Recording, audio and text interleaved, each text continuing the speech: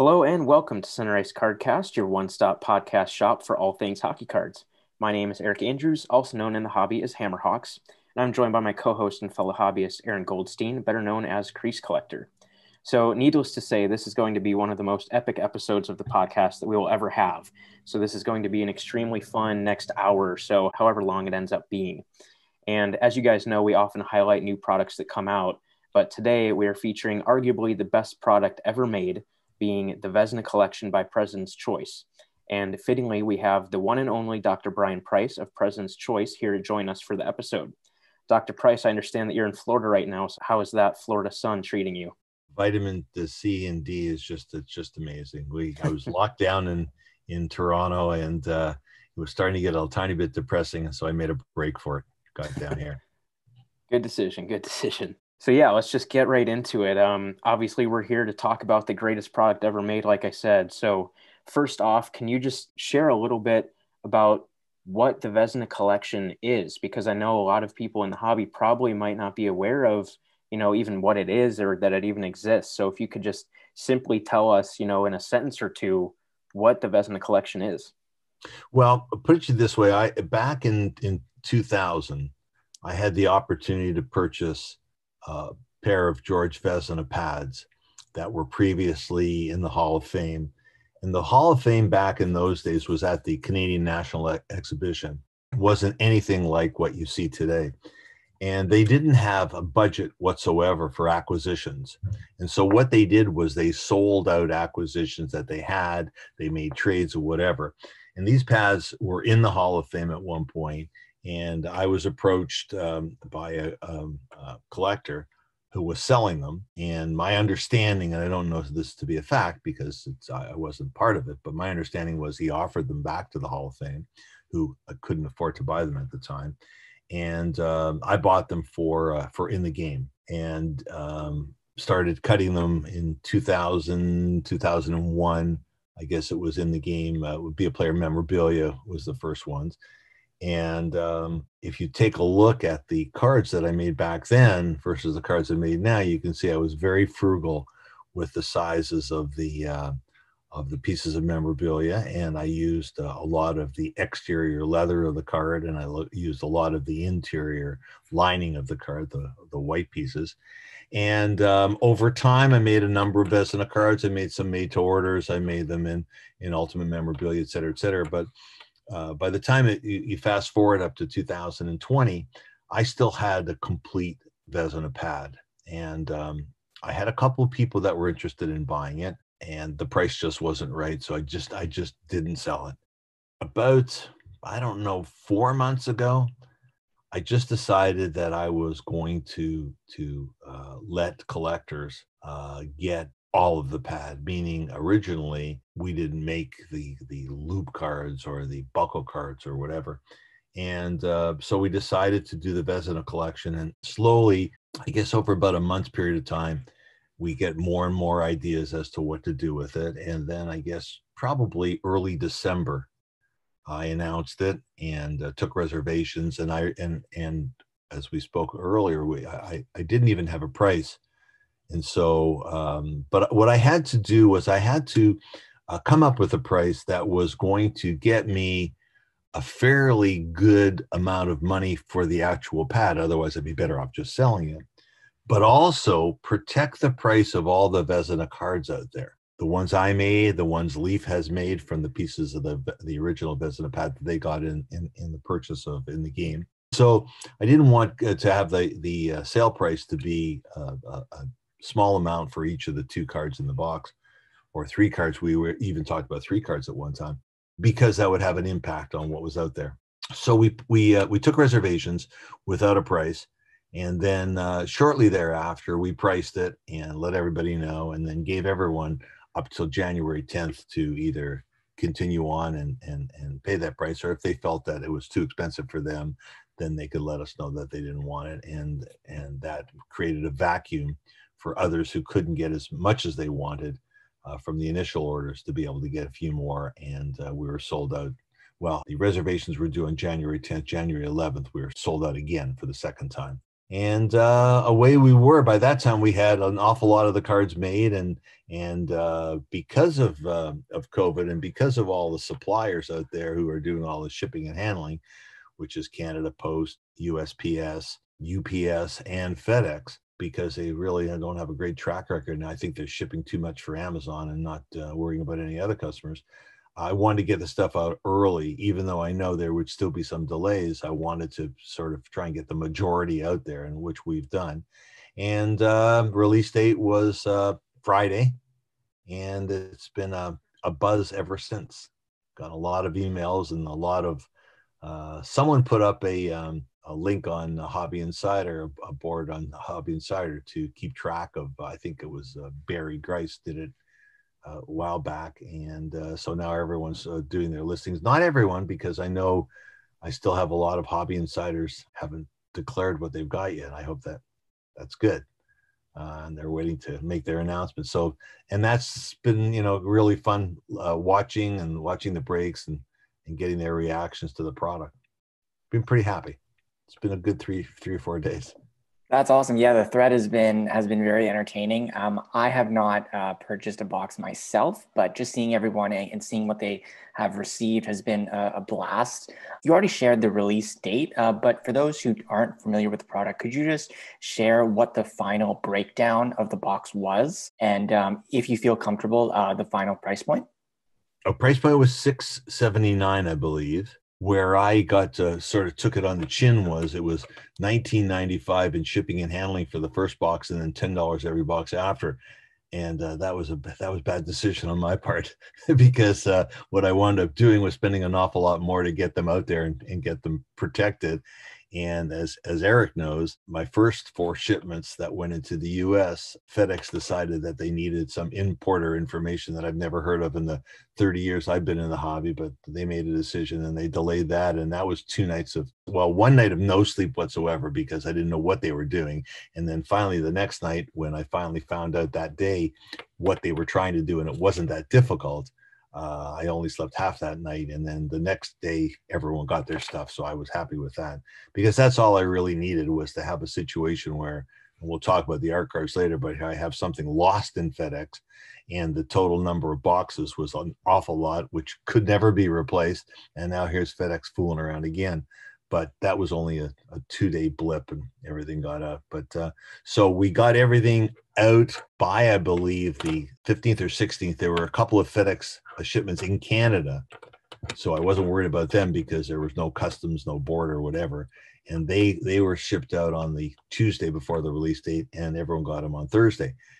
Because I did this, I sent emails to all of the people that bought and asked them if they would, even if they got them early, if they would not list their cards for sale, or not even show what cards they got. And because I think that the product was sold to 95% collector, they were very trustworthy, and everyone conformed to that. If they went out to breakers and whatever, someone would have run to be the first guy on eBay and all that. And I'm very, very pleased that that didn't happen. That just shows you that, there's the hobby isn't just the guys that are out there breaking stuff and throwing it on eBay, whatever. There are collectors out there that are serious, and they took it seriously, and they understood what I was doing. And I'm very happy that they really did what they said they were going to do. I'm really glad that you had that trust with the collector to wait until release date. I can only imagine, as a product builder, leaving the trust to these collectors. Not that you didn't have any faith in them or anything, but holding your breath, like, okay, I'm sending it out early. I'm not sure if you've done like anything like this before, as far as the Never. logistics. So just seeing them. Well, remember in the past, I really just had to send it out to distributors. Right. And then I just have to send skids to them, and then they had to do what they had to do.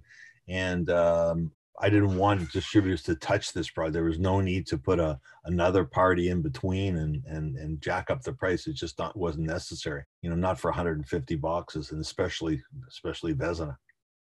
Yeah, for sure. That makes a lot of sense. So you've talked a little bit about how the product kind of came to be, and what the inspiration was. Maybe share a little bit about what your vision was for the product, as far as the content and what the cards would end up looking like, and kind of that side of the product.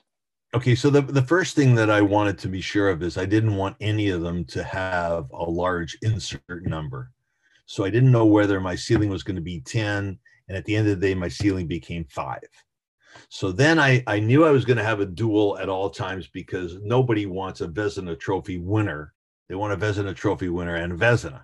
So, and I learned that from the first go around because we had Barassos and we had all kinds of guys when we did the first one, but there was a Vezina piece of memorabilia on every card. So every card was valuable. And then the better players were, had more collectors who wanted them. So we made the decision that we would do Vezina Trophy winners and Vezina. And then I had to take a look at all the complete list of the Vezina Trophy winners. Who did I have memorabilia for? And there were, I think, 5 or 6 that I didn't. And they were guys that I don't think I've ever had memorabilia for. And I can't remember who, but there are some Vezina Trophy winners that weren't goalies that are very collectible. And I just never had their memorabilia. Then there was 2 that were current, actually 3, that I didn't have memorabilia for. And that was Vasilevsky, Hellebuck, and Varlamov. Varlamov was a Columbus goalie, right? Bobrovsky. That's the guy. Varlamov never won a Vezina, but Bobrovsky did. So he did. Yep. All of a sudden, I find a Bobrovsky Columbus Blue Jackets game-worn jersey from his Vezina Trophy year. So nice. I jumped on that. Now, that didn't have to be. I'm not saying it was. I mean, I could have got one, but I jumped on that one. Then I found a guy who was offering some sticks for sale, all Tampa Bay sticks. So I said, what else you got? He said, what do you need? I said, I need something from Vasilevsky. And he had a pair of pants. So I got the pants. And then during that period of time, I also had a chance to buy a Hellebuck stick. So that gave me 40 guys. So quickly I said, now remember, I wasn't sure if there's going to be 300 cards, 2 in a box, or there's going to be 400 cards, more boxes, more cards per box. I was just in the middle of trying to put it together. So that gave me 5 times 40 gave me 200 cards. So then I said, well, what do I want to do with non-trophy winners? Do I want to do 200 more cards and have 2 in a box and have 200 boxes? And I looked at it and I said, no, I don't want to do that. So we then looked inward and I said, well, how many good images do I have of Vezina? And it turned out to be 9. So I said, okay, and then I'm going to make 9 Vezina cards out of 5, and they will each have a nice piece of Vezina, and there'll be 9 different ones because there's 9 different images. So there's 45. So now I'm at 245. And I don't know where I'm going to get to. And I decided, you know what, I'm going to stay at 150 boxes and I'm going to have 2. So I need 55 cards. And then I said, well, I've got all these individuals. What am I going to do? How am I going to make them? And then we decided that we could come out with historical relics. So now the question is historical relics going to be Horsehair out of 5 or the Cane out of 5? And I said, well, wait a sec. I've got 9 good images. Why don't I make them all out of 1, but make 9 different ones? And that put me where I was. Now, I couldn't do that for the buckle. I couldn't do that for the loop. Couldn't do that for the strap. So what we did is we whittled it down, and then I had 4 art cards, and they were 4. And as I said to you earlier, that got me up to 300 cards.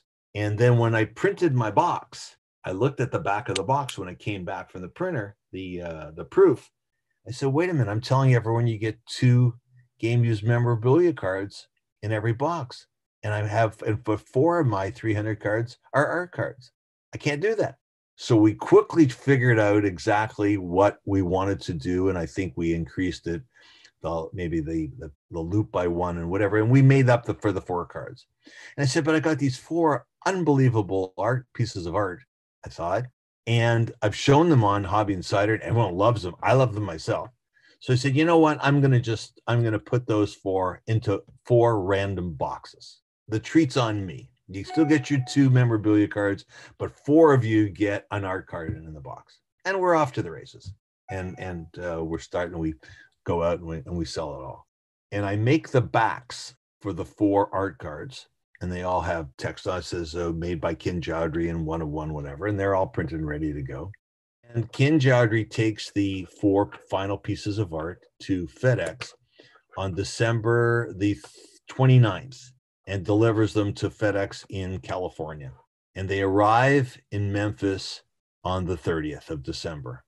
So I wait 31st, New Year's Eve. It's still a work day and nothing. And so I leave January the 1st because I figured, okay, forget about that. I go tracking it January the 2nd and nothing. So I call FedEx up with my tracking number and they say, it's in customs. I said, how come customs is there? How come it's not in the airport in Toronto? No, we cleared them here. I said, okay, if you cleared them there, you clear them there. January the 3rd, it's in customs. So I call Ken Jowdry and I said, can you call there and find out if there's anything they need from you to clear it from customs? I mean, it's just 4 pieces of drawing. It's just, you told them what it was. They tell Ken Jowdry it's lost. So I call up and they say, it's in customs. I said, how can you tell the shipper it's lost? You're telling me it's in customs. Is it lost in customs? No, it's just in customs. It hasn't been cleared yet. We need more information. I go back to Ken Jowdry. I said, Ken, they need more information. He calls. He said, they're not asking for information. They're asking for what's inside. What does inside the box look like? Because they think that maybe someone opened the box and these 4 things are lying around somewhere. Anyways, now I'm getting awfully close to what do I do? And because I can't put those 4 into the product because the product is being packed out and it's got to be sealed soon. So I make the decision that I got to let everybody know before the box is sealed. And I put a little card in each box saying, this is what's going on. And I've already sent them all emails, so everyone has seen it before. But I put the cards in the box because my concern was if a guy buys 2 boxes, puts them on eBay or sells them to a friend, the friend hasn't got that email from me and I don't have that friend's email address. So at least I know when they open the box, they're going to read this thing and say, what's up, and maybe send me an email or find out from someone else who's ordered it because it's a fairly close group that ordered this product. And I decide that how am I going to replace these because I may never see the art. So we decide we're going to go with an unbelievable 6-piece Vezina card called Complete Pad. So it's got 6 pieces on it and the card is turned vertically and the 6 boxes are there. And over top of the one that has the horsehair in, there's another piece of glass as well because I'm afraid that I don't want people getting any of that horsehair on them. So we've always put all that under glass. And I basically have said that 3 weeks after the release date, I'm going to pick 4 numbers of the box numbers, and you're going to get 4 art cards if they're here, or 4 complete jersey cards. Now, as nice as the art is, it doesn't hold a candle to the complete jersey cards, complete pad cards rather. And so I think regardless, someone's going to be happy. If I ever find the art cards and the complete pad cards are gone, then I'll figure out what to do with those later. I just may keep them. I don't know. But I just don't know how they're going to turn out. We're now, what's today, the 23rd. They're really lost, destroyed, or stolen. I don't know what. But believe me, I'll hear about it if anyone ever tries to sell them because they're a cause celeb now. So that's the story. That's unfortunate, but you have to make lemons a lemonade out of lemons if it happens to you. But it really, Ken's work, he did some work for me at Sport Kings. Ken's work is exceptional. I don't think there's another sports artist even close to his caliber, and these 4 pieces were really, really stunning. Yeah, those art cards were fantastic. Like I remember seeing those previews and just being blown away, along with other people as well. But as far as what you envisioned the product being when you first started to think about building the Vezina collection, when you look at like all the reactions and you actually had the finished product there, how did it compare to your initial vision for? You know what? It's very rare that it goes this direction, but it went in a positive direction. I'm more pleased as the way it turned out. Normally, you always wind up getting disappointed with something, but we don't have a lot of people left at President's Choice from the in the game days because of the volume of the product we make. But I think we've kept the best ones. And I'm just proud of the way they made the cards. I mean, it's some of these cards are not easy to make, and the way that they took apart the pad and maintained all of. I mean, I don't know how many thousand stitches they took out of these pads in order to separate it. And I think you have an image where we peeled back the levels of the pad to show where everything came from. And I mean, that's just a few stitches to open it up. Then they had to do all the stitches to take everything apart. And it's pretty amazing and the time frame they did it too, because we really started in early December and basically had it shipped early January. So it's people that are pretty amazing. They do a great job for them. Yeah, absolutely. And obviously this product was touted for releasing never before used Vezina pad memorabilia. Can you just give us a little bit of a rundown about what all is in the product? Not only just with the inserts, but also the types of memorabilia. And with that, can you explain what each of the types of memorabilia was used for within the pads? When you look at this, when you look at that picture, you see at the top, you see the white inner lining cloth would be against Vezina's leg.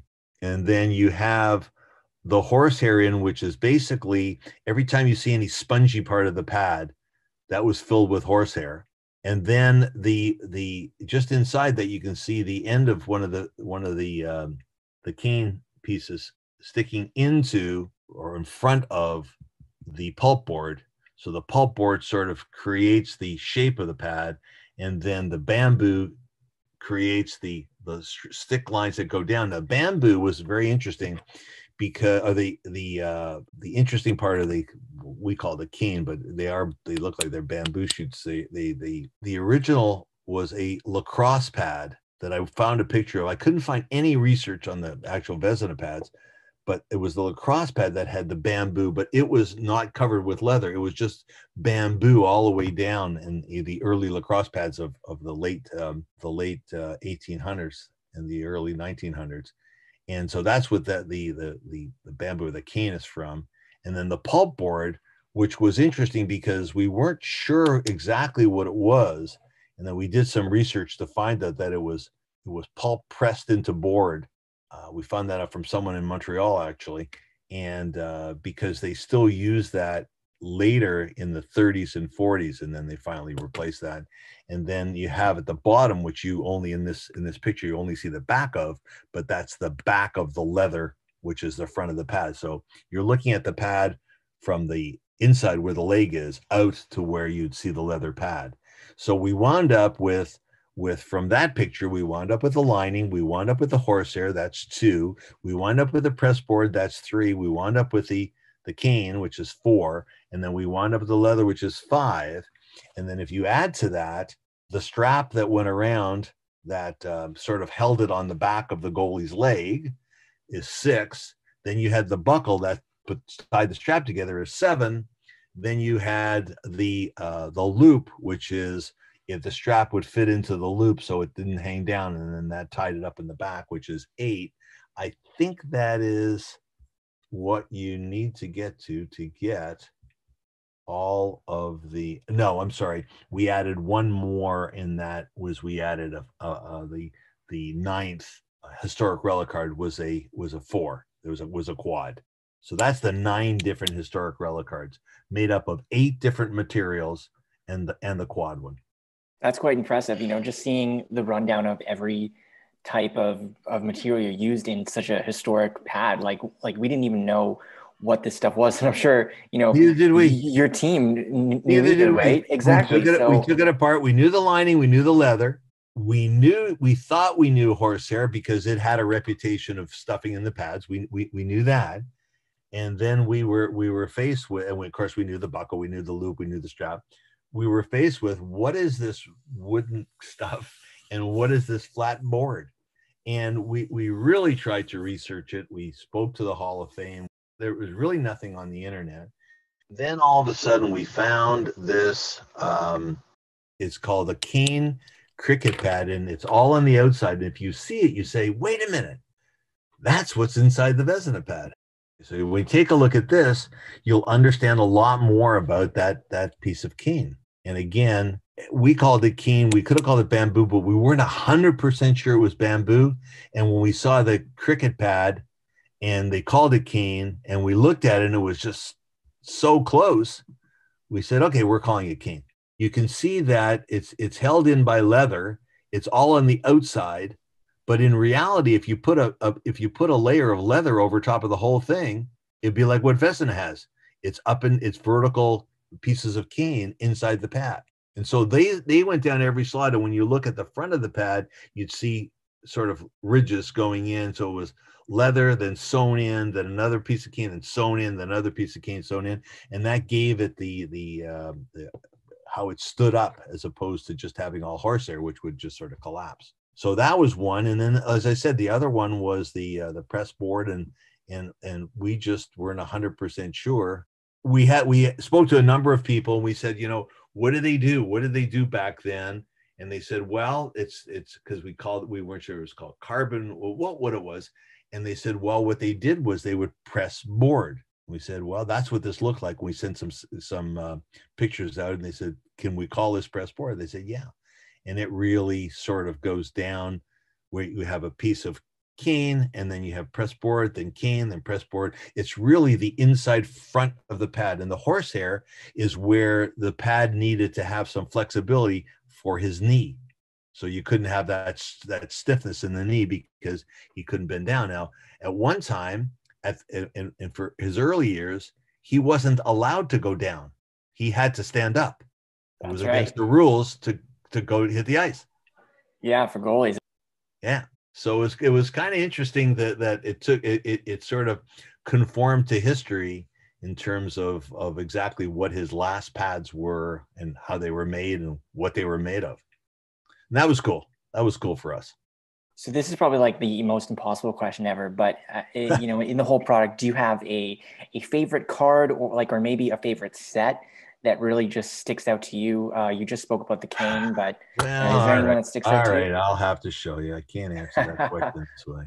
That's fair. You've got to see the complete pad. It's the last card we made, because of the art cards, is turning out to be. Let's see if I've got it. So your favorite card is one that no one's really ever seen. No one's seen, and they will see eventually, maybe. And they may not get, if the art cards come, then they'll say, those rotten, ugly art cards, we don't want those. But that's normal. I hear it. Let's see if I can find it. This is my favorite card. I can't help it. When you see it, you'll know. You can't help it.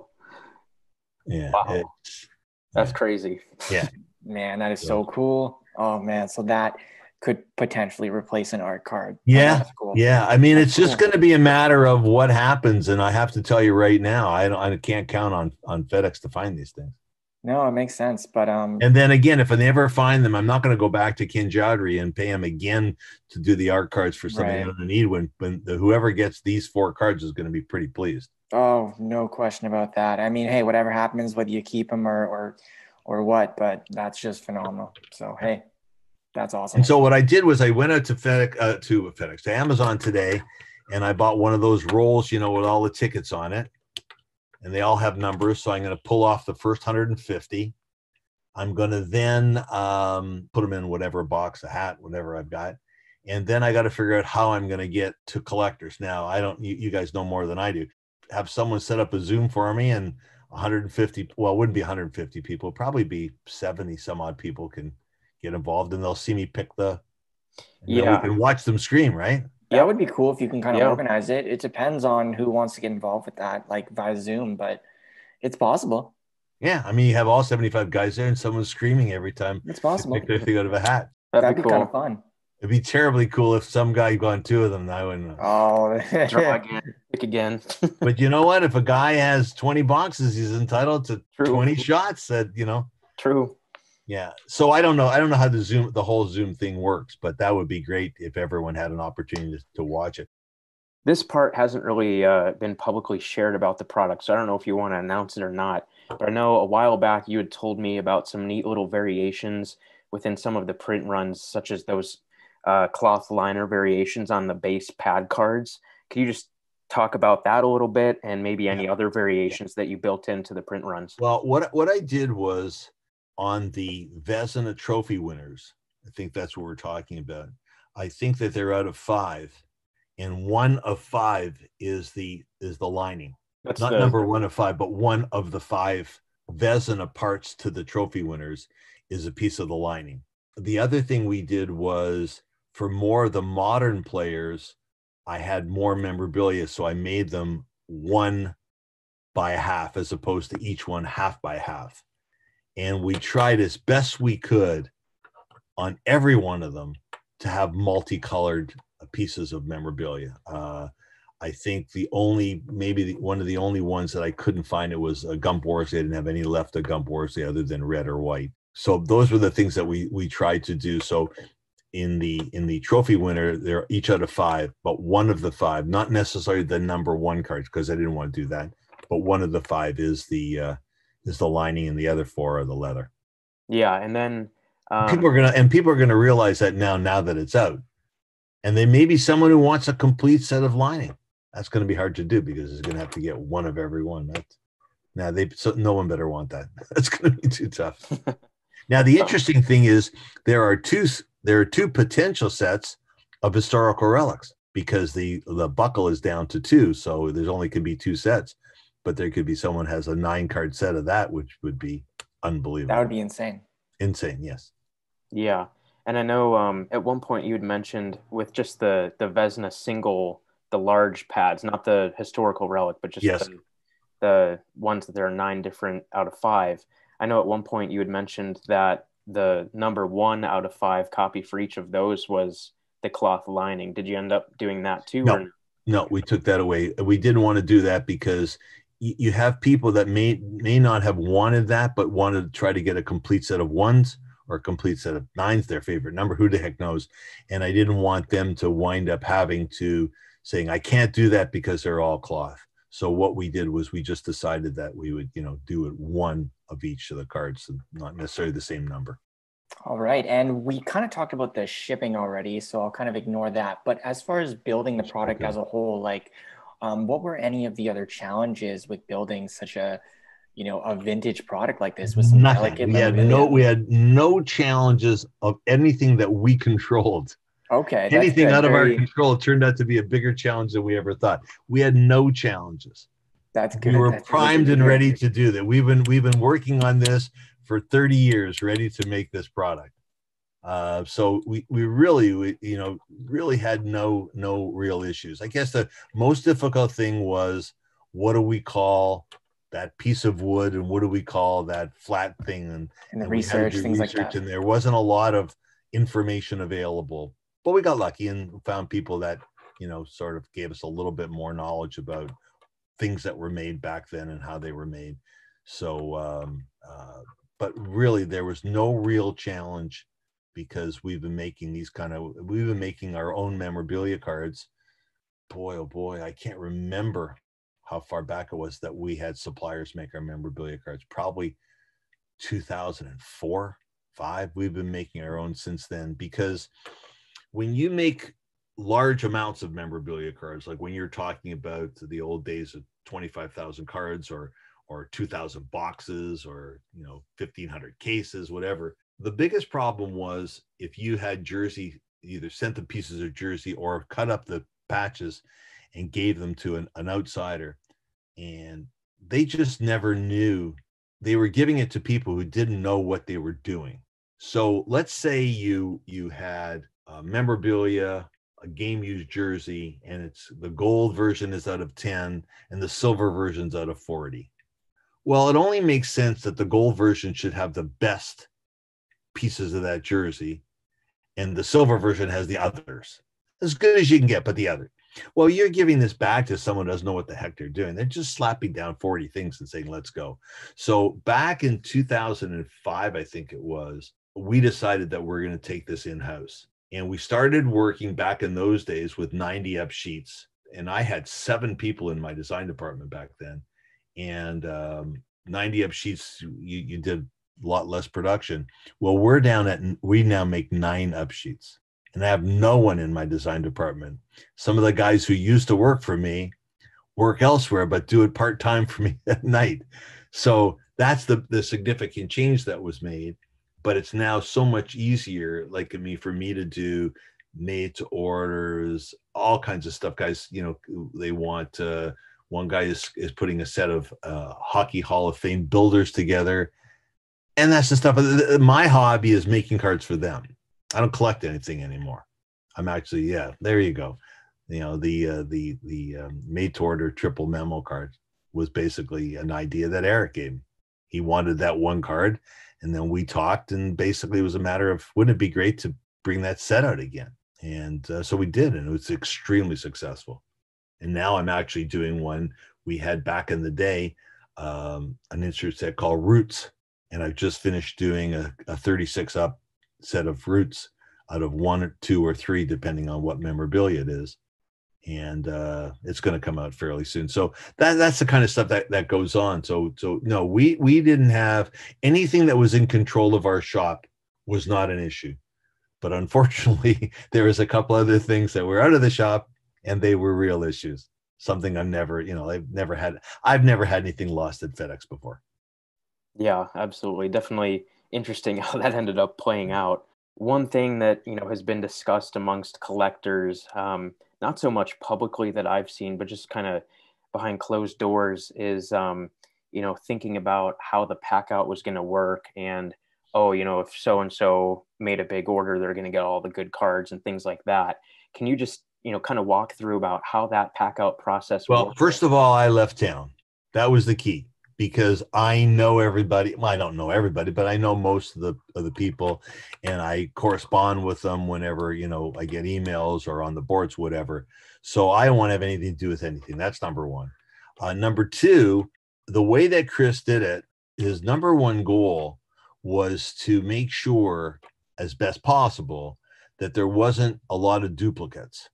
It's very hard to do that when you've got all these things coming out, and you put them in a chain, and then you take the boxes that have different numbers on the back, and you sort of don't go 1, 2, 3, 4, 5, 6, 7, 8, 9, 10, because then of course a guy would have to get boxes 1 through 20, and the next guy gets 21 through 26 if he ordered 5, and blah blah blah. So the box numbers are insignificant when he's packing them up. So he's taking a guy who's got X, and he's grabbing that line of cards to try and make sure that he doesn't get a duplicate. Now, you take the number of any one SKU, let's say it's historic relics, 9 1 of 1s, and then they drop 1 every percentage of 150. Then you take the next SKU, which is the Vezina out of 5, and they drop 1 every so often, and you just put that card on top of the other card, and then you sweep through. The guy gets the first 20, you sweep through that, but he has different box numbers. They're not all in a row, because it doesn't matter to us what your box number is, but we just don't want one guy to get box numbers in a row. And where the biggest problem is where he had to do some pack outs, and then we had to add some to that guy because people canceled.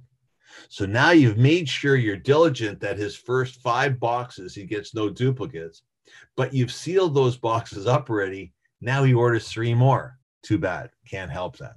So there are some duplicates out there, but it wasn't for lack of trying. And so we've seen, not many, but we've seen those.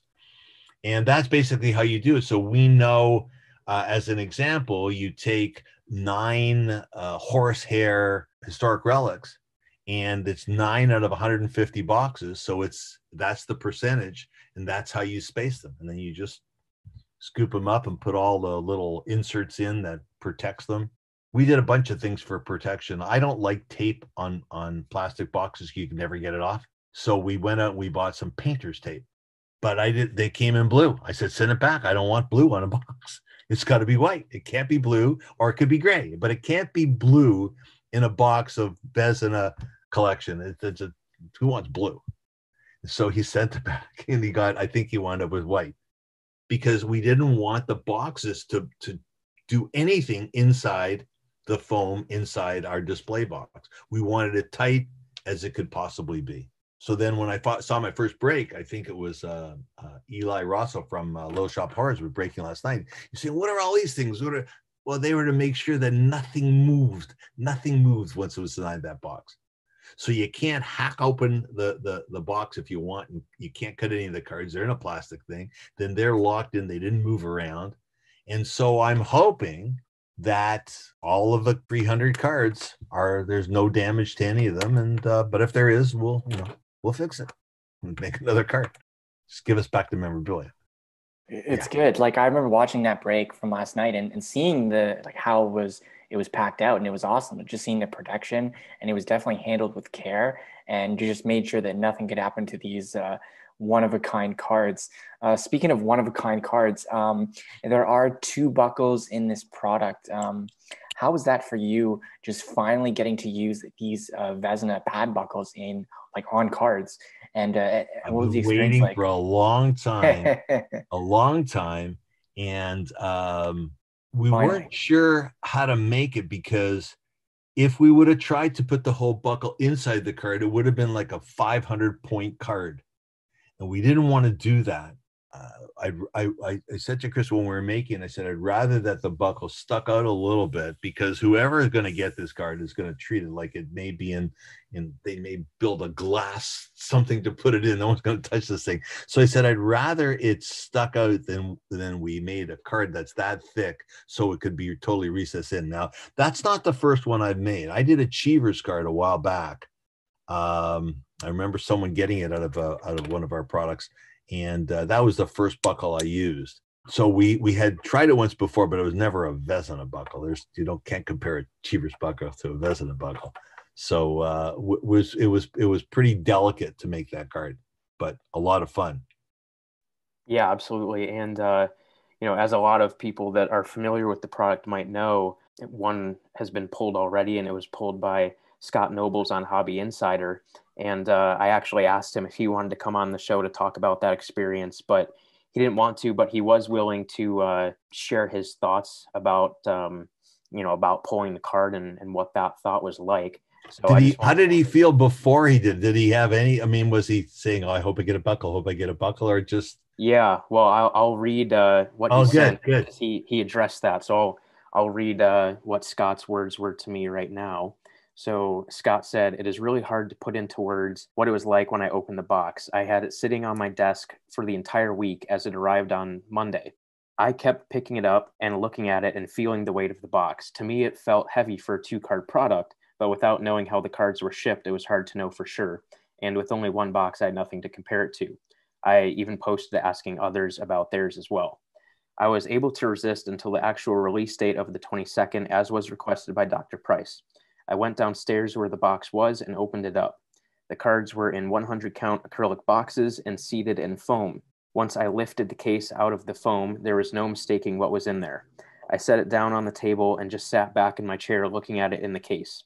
At this point, I didn't even think about the fact that there was a second card in there. I made the conscious decision to not post my results until later in the day, as to not take away potential excitement of others who hadn't opened theirs yet. I did, however, send a message to Dr. Price shortly after to say thank you and let him know. Once posted, it was a whirlwind of messages and offers on the card. It's possible I could have held out and tried to gouge someone on it, but the deal that is in place for the card is a collector's deal on both sides, which I think is in the spirit of the set. And just to kind of go through that a little bit, Scott did give me permission to talk about what the deal was.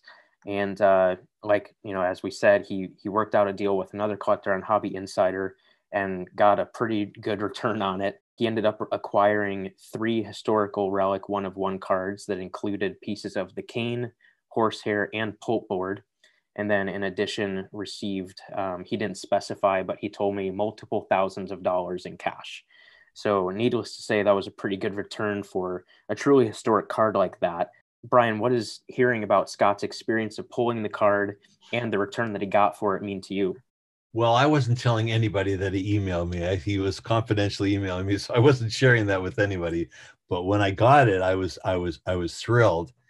And then when I found out that the trade was made, I found that out from both sides. Naturally, I heard from the other side as well. And I always thought personally that it was going to be a $4,000 to $5,000 card. That's what I felt. Now, when you compare it to a LeBron James rookie with a patch from a jersey that LeBron James never wore that went for $1.2 million, you have to sort of wonder what's going on. But notwithstanding that, I thought that was a great deal for both sides. which is that's a good deal. When both sides get a great deal, that's a good deal, or a great deal actually. And but one thing that I would share with you is that there's only two potential complete sets of historic relics, because the lowest denominator is the two buckle cards. So now the purchaser of the buckle, if he just wants the buckle, then he's got it, and that's great. But if he wants to be one of the only two people that potentially can have that complete set, he's got to go back and get three of those cards again that he gave to Scott. Now, I don't know what his potential goal is. I know that he was, so desirous of the buckle that, he bought a lot of product, and he then went ahead and made this trade. But I think it's great. And if Scott, what Scott got out of it was three great Vezina cards, a lot of cash, and that's perfect deal. And now I wonder where the other one is. Who knows? It's Scott. You know what? Either you've got someone who has it, who doesn't know what to say yet, doesn't know whether Speechless. He wants to, or you got someone who Canada Post or USPS screwed up and they're still waiting for their box. Or you could open it tonight. I don't know what'll happen to me if you open it tonight. But anyway, you never really know. I can't. People can yell and scream, but they can't. Wouldn't be the truth. I was not there. I did not. I was not there when the pack-out was done. No way. I think that's great. I think that's great, and that's a lot more what I'm saying. We're almost becoming the Vezina Collection family. It's almost like everyone did what they were asked and not letting out this information, and even the people who haven't got it, no one's mad at me. They're just mad at Canada Post or USPS or whatever. Normally, it rains and falls on top of my head, and I take it. I understand it because I was a collector, and I know how emotional collectors can get. But it's way more fun working with collectors than it is working with distributors. Yeah, it's tough. It's tough seeing that stuff, but it's cool that you note that you like dealing with collectors the most. And about the deal with Scott's deal, from his quote, the cool thing that stuck out to me was that it was a collector's deal. That both sides really loved it, and that to me is just awesome. Like you can talk about the cards that went back or the money, or when you talk about the LeBron James, like was that card valued fairly? But at the end of the day, both collectors got what they wanted, and that's awesome. Yeah, I don't think that the person who bought the LeBron James card is truly a collector. I think he's more like a speculator, and I think there's a business decision. What people that bought this product are collectors. Exactly. They're collectors. And again, when I made the decision as to the pricing, I was trying to make sure that if it was $700, let's say, or just a little bit less, it's $340 a card. And I was saying, you know what? No one can be concerned about what they already have in their collection of Vezina at that price. So their stuff is, it's not going to get harmed in value. And then I had, like I said, I had the value that I want to get out of the pad. And then, of course, all the costs to make all the stuff. But it was, I'm so far very pleased. They're not all open yet. I won't relax until they're all open. But you know what? I don't know if you watched Eli's break last night. There was someone in the middle of the whole break that still said, shouldn't have cut up the pad. And they're always going to be people like that. And I'm not sure if I'm going to use the word respect, but I understand what they're saying. I understand where they're coming from. But you know what? There was no one there was going to buy the pad from me and give it to the Hall of Fame. Yeah, like I didn't see that comment. I'll give you X number of dollars, which you paid in a profit. We're giving it back to the Hall of Fame. They didn't appear. Not in 2000. They didn't. That's for sure. Exactly. Like again, I didn't see that comment, but I mean, you're always going to hear about that. He snuck it in, and everyone left him alone. No one attacked him, which was nice. Exactly. He snuck it in right in the middle. It's fair. You kind of touched on it already, but how rewarding has it been so far seeing like all these collectors just rejoice over this amazing product and knowing all the effort that you've put into it and seeing how this was kind of like almost like 20 years in the making, like in a way. You know what? I'm happier for them than I am for me. I'm happy that they bought a product now and they're happy with what they have, as opposed to, did I get the Lafreniere rookie? Because if I didn't get him, my box is worth nothing. Hit or miss. If everyone's happy with what they got, then I'm happy. And then, of course, the bottom line is if you sell 150 boxes, you have 150 happy people that bought those boxes. That's pretty amazing. So that would make me thrilled. But I'm very pleased with what we delivered, and pleased that the people we delivered it to are just as happy as we were. Because, you can come up with ideas that don't work. And I've done that a number of times. Yeah, that's a good point. I've talked with a few different collectors about the product and just in anticipation of opening the boxes and stuff. And, of course, we've always, daydreamed about pulling the buckle or pulling, something else. And then we catch ourselves and say, what are we saying? Like, even if we just get all the trophy winner cards, we're getting 4 Vezina memorabilia cards. Like, how awesome is that? Yeah. Like, that's so cool. So I think that's just the right mindset to have. But with the product. isn't that a lot better than really totally hit or miss? Oh You're yeah, going to get hit or extremely good hit, as yeah, opposed to hit or miss, because boxes are, they used to be in the 40s and $50 a box when I first started, and now they're in the hundreds. Everyone's in the hundreds, and it's okay to miss for a couple $40 boxes, but if you miss for a couple $100 boxes, that's pretty serious. And that's the way it's gone. Unfortunately, that's the way the hobby's gone, and I understand it. It used to be packs, ripping them open. I don't think you see that often anymore. And if you do, it's a rip it open. There's one card inside, whatever. And I understand what people want. And I mean, it came to me many, many years ago. There was a show in Toronto that a fellow by the name of Paul Kenny had back in the mid 90s. And he had it every Saturday or Sunday at a big Leon's warehouse out in Weston, Ontario. And I would go out there, and you'd walk by and you'd see stacks of cards on empty tables with wrappers, and they were the base cards. And people were just opening their packs and leaving their base cards behind. And I said, well, when I was a collector, that's what we collected. You tried to put together a set of the base cards. There weren't inserts, but it still was a hobby. And so it's really, really changed tremendously. And so we're making sort of $340 base cards. So it's like, I sort of feel that it's come full circle. And if this is the last product I ever made, which it may or may not be, it probably won't be, but if it was, I'd be very happy that this was, the final one. It's going to be hard to top this. yeah, absolutely, for sure. We were going to ask you that if this is going to be your final box product. You know what? I've got 2 other ones now, and I don't know what to do with them. There's been a bunch of guys in the States that broke all my solitaire 1, and they're begging me to do a solitaire 2. And I'm just, I don't know. We're thinking about it. And then I have the game used product that I was going to do a box product, and instead we're putting it online every week. We have all of the stick portion of it, and someone asked me if I do another stick product, and if I pull all the game used out of going on the in the store every Friday at 12 o'clock, which is kind of fun too. I enjoy that, and put it into a box product to compete with what Leaf is doing. We were the first company in the game to do a 100% stick product. Never been done before. And we did it with, I think we called it Stickwork back then, around 2012.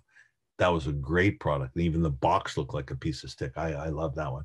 So I may do that. I don't know, but I don't think there'll be another one that there's no target. There's no focus you can do that compares to Vezina. There really isn't.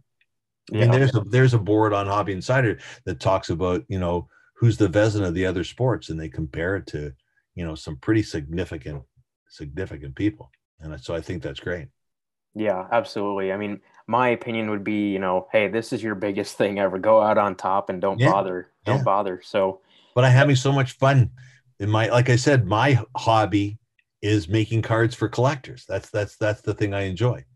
Like, we're working on a project right now for someone has a Barilko cut signature. And he said, well, you put on your vintage paper cut, you put a little picture of Barilko there. I said, yeah. He said, and I saw someone did a Tim Horton with a Tim Horton picture and a Tim Horton piece of memorabilia. Can you do that? I said, I can do that. Sure. He said, okay. And he wouldn't leave it alone. got that much out of me. And then he said, you know, the famous shot of Barocco scoring the goal? I said, sure. He said, can you do that? I said, no, I can't do that for you. He said, okay. And then I said to myself after we stopped emailing, I said, you know what, I'm going to, let me, I should have said that so fast. And there is an image, the reverse image of Barocco. I don't know if you've ever seen it, but he's flying over the top of the stick, making the shot. But this is another photographer took a shot facing him. So you're looking at his front, not his back. And I found it. Now I put it on the card. Now across the top of the card, behind the words made to order vintage paper cut, is his body. And where the picture is his face. And it is an unbelievable card. That's what I enjoy doing. So now I'm going to be able to go back to him and say, guess what? I discovered what you wanted and we can do it. And then I'll make the card and he'll have the card, but I'll still have a picture of the card I made with the signature in there. And that's what, you know, and that's actually, I have right on my desktop right now is a file that says best ITG cards. And I go through eBay all the time and I look at all the old cards I made and I do screenshots of all the ones I love. And I got a file full of these things. Just the cards that, you know, back then we didn't scan every card that we made. We didn't hardly scan anything except for the cards that we were putting on our sales sheets. So I'm looking at all this stuff and I'm trying to figure out the, you know, the best card I made. And who knows, maybe I'll make a set of 400 of the best cards I ever made, like I did with the one that you made. Like go back and to some of the old designs. Who knows? I don't know. Give me a good idea. I'll do it. That would be cool. Like, yeah. You know, one final hurrah with one yeah, so different players. Oh. same as the old designs, but we had a terrible time finding the design for the one that Eric got me to do Vezina, because if you go over the years since 1991, since I started 1990 actually, but the type of equipment that you used to store these cards, I don't know if you guys are computer guys. I'm not. I just know their names, but we went from glass something or other to SideQuest things, and I got stuff stored on stuff that you can't even plug into a computer anymore because the adapters don't work. So I don't know how to get my stuff off. I'm sure there are companies out there that have all the old equipment and they've modified it to the new and they can do it for me. But I've just got all those designs all over the place. And we've got probably 5-drawer filing cabinets. We probably have 6 of them filled up with storage of all of our old cards, all of our designs. And they're all labeled. We know where they are, but some of them we can't plug in. We can't get it off. So yeah, that would be a very interesting idea, going back and taking all the designs and changing the players and adding, you know, new memorabilia. It'd be interesting. Thanks. Thanks for the idea. Yeah. So when are you opening your box? Yeah, I will. Very soon, I'm sure, Eric. I'll get to it in a minute here. All right. I'm excited. I can't wait. Yeah. We've got a couple last questions for Sure. you. You mentioned earlier that you had the one full pad still left, and that's what was used in this product. Yes. Well, let me tell you what I did, because I just wanted to make sure that if the cynics came out of the closet, I would have something. So I took a picture. Who won the last Vezina? Was it Hallibrook? Yeah. Okay. I took a picture, like, you know, when you have your kidnapped daughter and they held up a picture of the newspaper and they show right beside it so you have the date. So I took a picture of them announcing Hallibrook win the Vezina beside the pad. And I took it on the floor so no one can say, well, wait a minute, what did he do here? When did he do that? So I took that picture. And yeah, so but what was your question? I interrupted. No, you're fine. That's a really cool story. We had talked a little bit about what if that pad is left. Are you willing to share that? Okay, so I didn't remember. I told you I wasn't sure because I wasn't there. So I called Chris and I asked him in between when I spoke to you and tonight. So we have a buckle, we have a loop, we have some of the strap, we have some of the pulp, press board rather. We have some of the cane. We have some leather. We have a little bit more of the inner part because we use less of it. So we have some material left. He told me that his guesstimate would be we use 75% of the pad. Now, that's not quite 75% of the inner lining because I didn't want to make that many of those, just the 1 out of 5s. So we can make some more Vezina cards if, as and when the time comes. And we might not necessarily, and there won't be a Vezina collection part 2. No, Yeah, for I sure. don't think. I think we've used up most of the really good design ideas with this one, and that's where it should stay. There's 300 cards out there, and let there be 300 cards out there. And if there's the odd made to order coming out now for people that have just got excited about Vezina, then I'll do it. Now there's one other interesting thing I'll tell you, and that was I got contacted by Sean Broderick. Sean had the Vezina autographs, and I remember seeing Sean. I think he's from out west, because I remember seeing him at the show that they had in Edmonton. Forget what the name of it was, but the Summit Show in Edmonton we used to go out to do when we did 72, the year in hockey, when I did the 72 Canada, the Russia Canada series, and the start of the WHA and the NHL. Had a great time doing that. So I took I had a complete WHA jersey collection. I took it out there and we displayed it. And Sean came up to me and he showed me these 2 Vezina signatures. And of course, I couldn't say anything because I'd never seen one before. And the story was that Vezina couldn't write, and he signed all his contracts with an X. And these were 2, beautifully scripted signatures. And he could never get them PSA approved because PSA never had an exemplar to judge it based on. But he had these 2 autographs, and subsequently he got made custom cards, and he sold them. They are known as the real thing, and I have no reason to doubt, but I have no reason to say he's right or he's wrong. But I think it would have been cool to get one of those and put it in the product too. Yeah, that would have been wild. Yeah. I heard someone throw that out as an idea, but I was thinking, wait, isn't there only 2? That's what I heard. And they're both, and he has neither one. They've both been sold. Exactly. So, but at a price, just like the Bucko card, at a price you can get anything. So I could have. But I thought of it afterwards. I thought of it when he sent me an email after it was too late. He just congratulated me and talked about his cards. But I remember that one was on GameWarnAuctions.com. Is that what it's called? And they sold it. So, I could have gone to them and find out who the buyer was and then make them an offer type thing. It was a little bit late for that. So that was the only one of the one things that could have been cool. But then again, I wasn't sure if I want to get myself in a position where someone says, "Oh, that's not real," and then we're off to that thing. But it was a very interesting signature. Yeah, I guess the last question I would have is there any other inside insight or information that you would want to share about the product? No, we basically, everything is on the table. I just find that when you're working with distributors, they don't care, and working with collectors, they really care.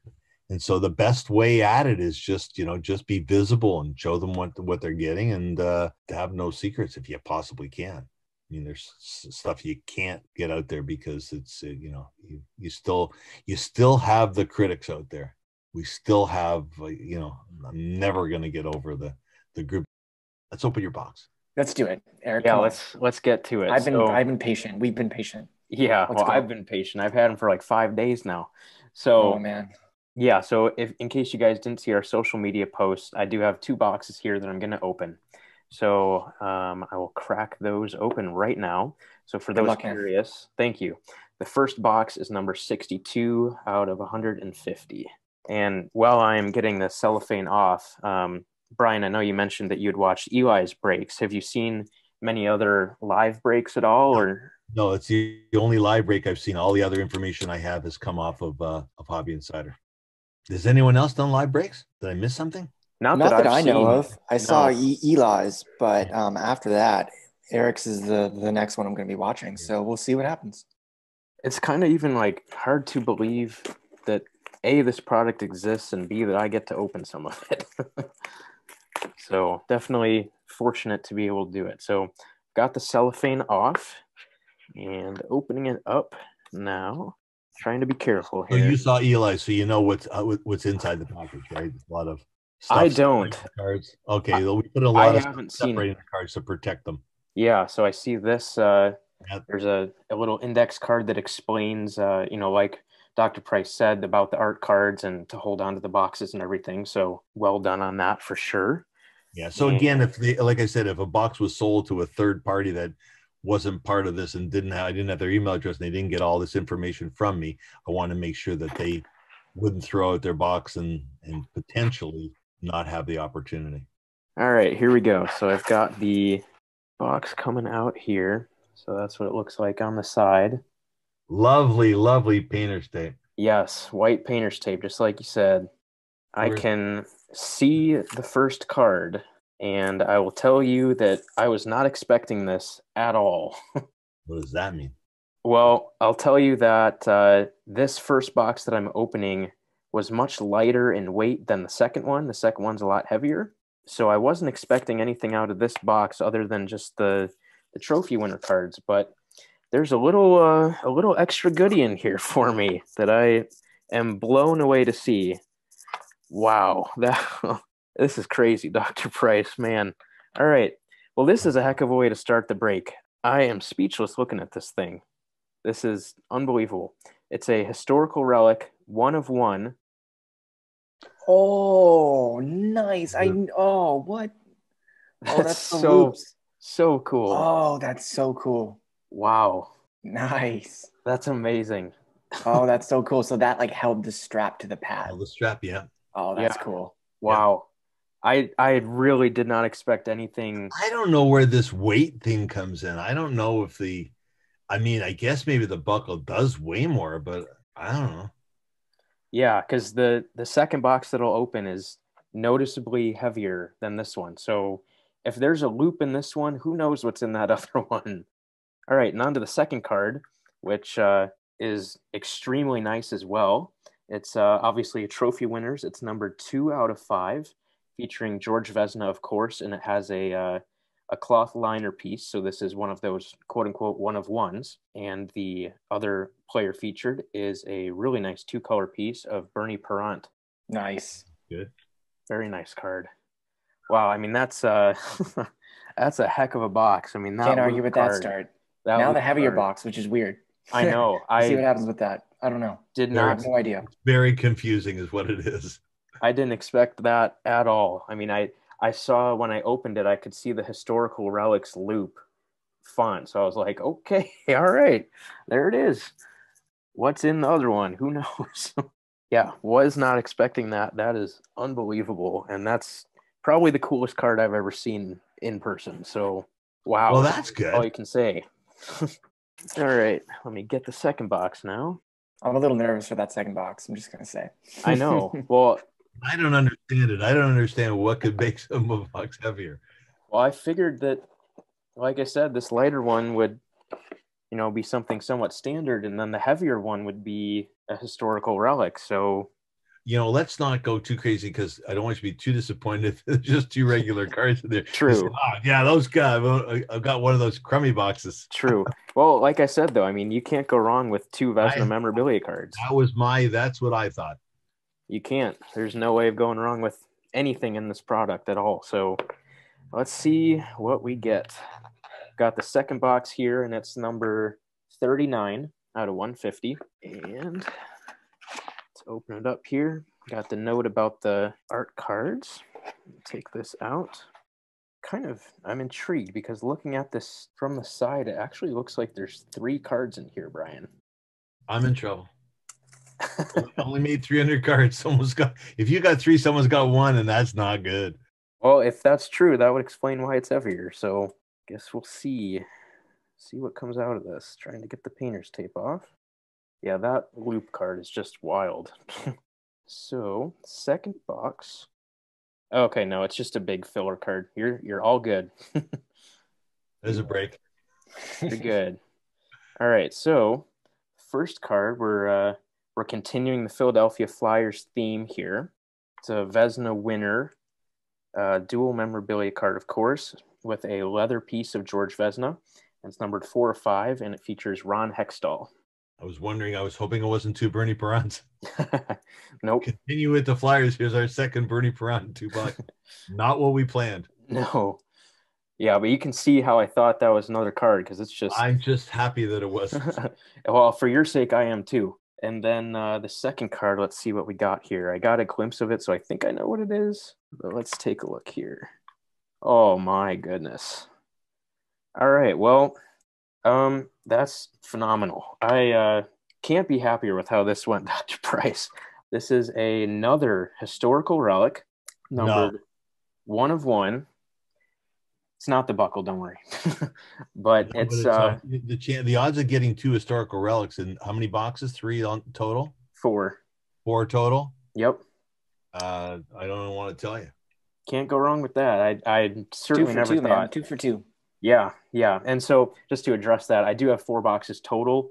I'm setting the other two aside to open down the road. I have a really good friend who is also a collector that lives about a half an hour away. So he's going to drive up sometime and we'll open it together. And then the other one, we'll see if I can wait this long, but I'm planning on saving it for our 100th episode of the podcast.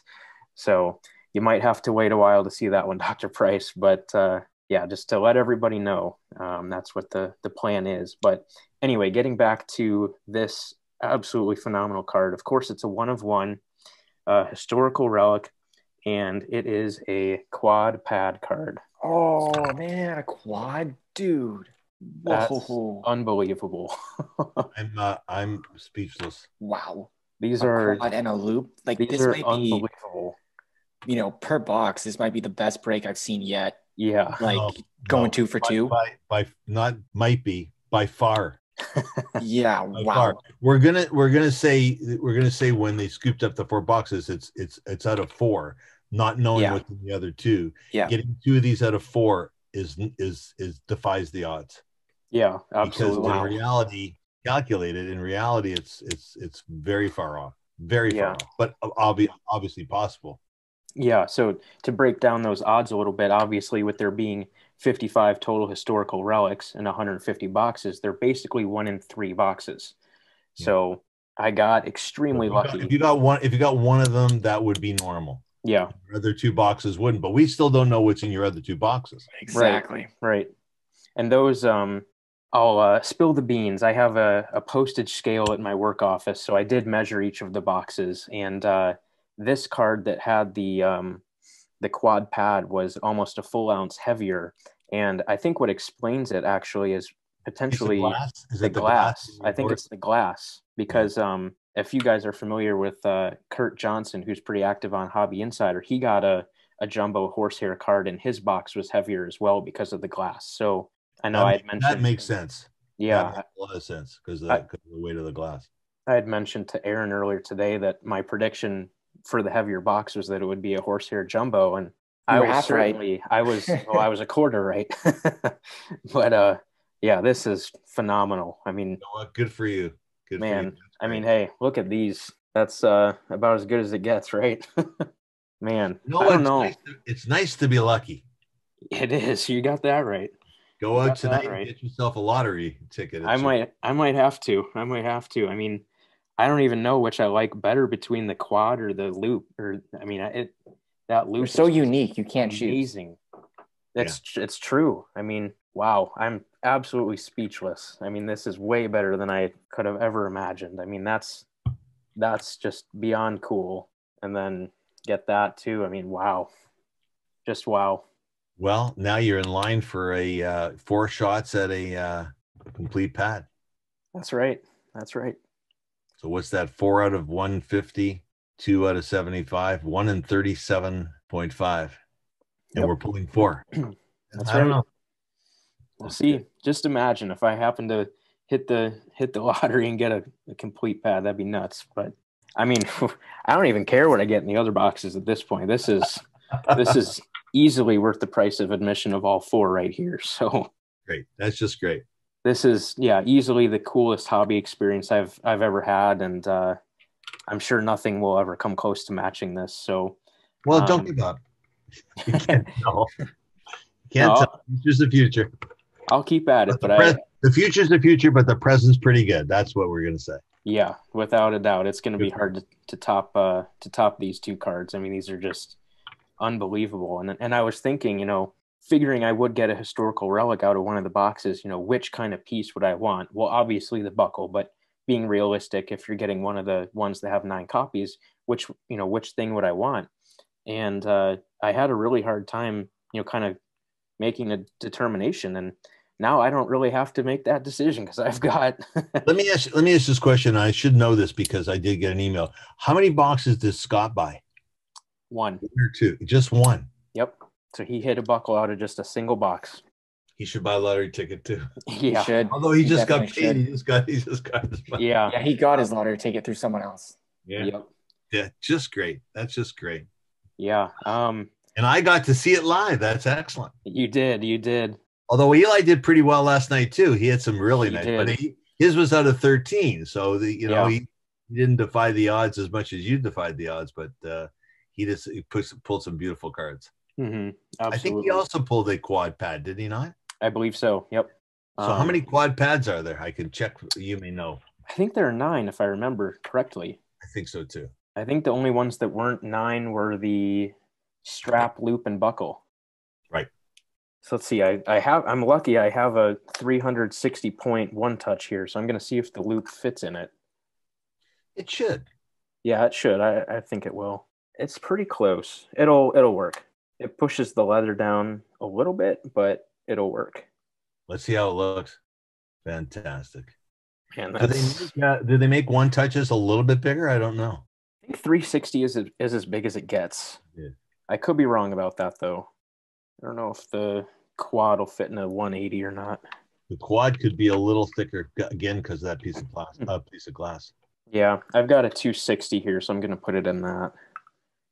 That should be your biggest problem, figuring out what size.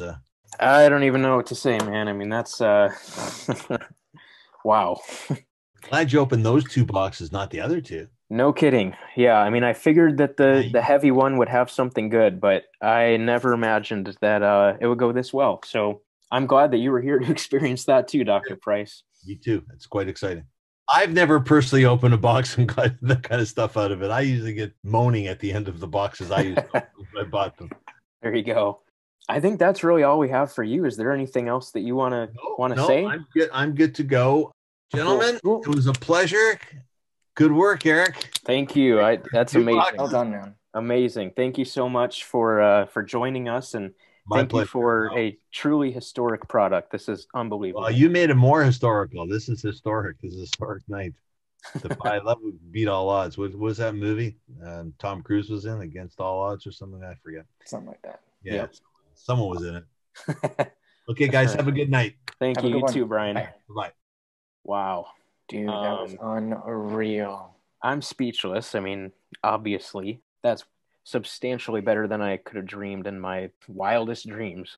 What an amazing night, right? I mean, just even being able to talk about a product like this and then being able to open it and then being able to get 4 cards, with Vezina memorabilia, but to get 2 cards like that, I mean, what more can you say other than just wow? I mean, I am absolutely speechless. This is way better than I ever could have dreamed of doing with these boxes. And I mean, like we said, I do have the 2 other boxes, but the fact that I was kind of fortunate enough to just open these 2 boxes for you guys and have Dr. Price here to experience that, like, it's just so cool. So I don't really have much else to say.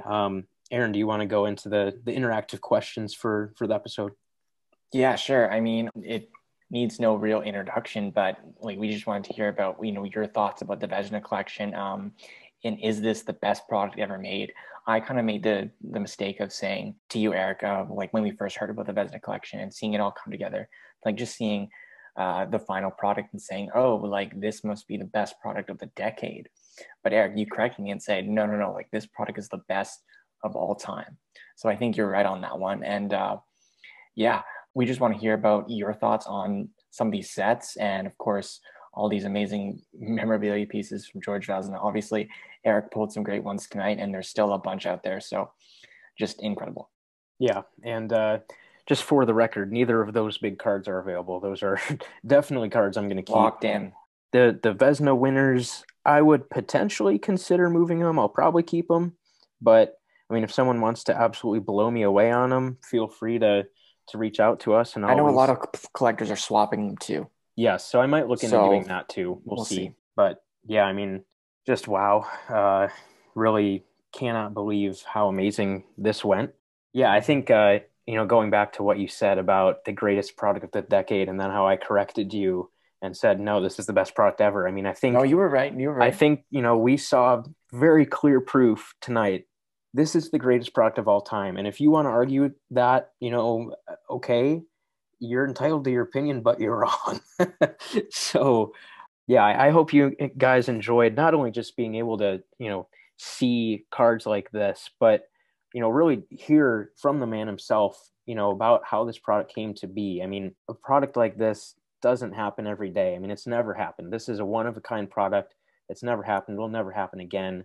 And, just being able to hear that, all that went into it, and, some inside insight from Dr. Price himself was just, I know it was very special for me, and I'm sure that you guys enjoyed hearing that too.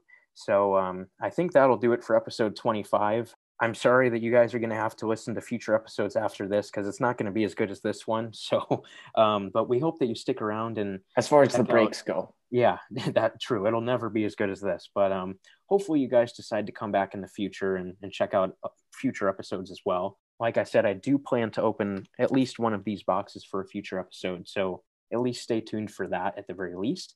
But yeah, please be sure to follow us on social media. We can be found on Facebook, Instagram, and YouTube at Center Ice Cardcast, and on Twitter at Center Ice CC.